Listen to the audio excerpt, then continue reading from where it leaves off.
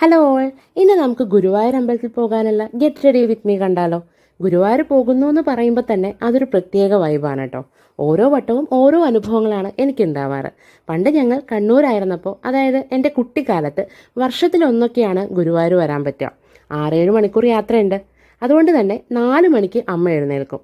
അന്നത്തെ പഴയ ടേപ്പ് റെക്കോർഡറിൽ ജ്ഞാനപ്പാന വെച്ചാണ് ദിവസം തുടങ്ങുക. കുഞ്ഞായിരുന്ന എന്നെ കുളിപ്പിച്ചൊരുക്കി പുതിയ ഡ്രസ്സൊക്കെ ഇട്ട് ഡ്രസ്സെല്ലാം പാക്ക് ചെയ്ത് ട്രെയിനിലൊരു വരവുണ്ട്. അതൊക്കെ ഇന്നും എൻ്റെ ഓർമ്മയിലുണ്ട്.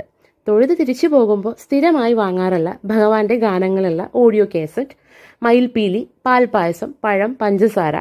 ആ ഓർമ്മകൾക്കെല്ലാം പാൽപ്പായസത്തേക്കാൾ മധുരമുണ്ട്. കാലക്രമേണ ഞങ്ങൾ മലപ്പുറത്തേക്ക് വന്നപ്പോൾ ഒരു 2-3 മണിക്കൂർ കൊണ്ട് ഗുരുവായൂർ എത്താനായി. കുഞ്ഞുനാളിലൊക്കെ ഗുരുവായൂർ പോരുന്നത് അവിടെ 4 ദിക്കിലുമുള്ള കടകളിൽ നിന്ന് വളയും മാലയും കമ്മലും ഒക്കെ വാങ്ങാനായിരുന്നു. അങ്ങനെ ഒരിക്കൽ 3-ാം ക്ലാസ്സിൽ പഠിക്കുമ്പോഴാണ് ഭരതനാട്യത്തിൻ്റെ അരങ്ങേറ്റം ഉണ്ടായിരുന്നത്.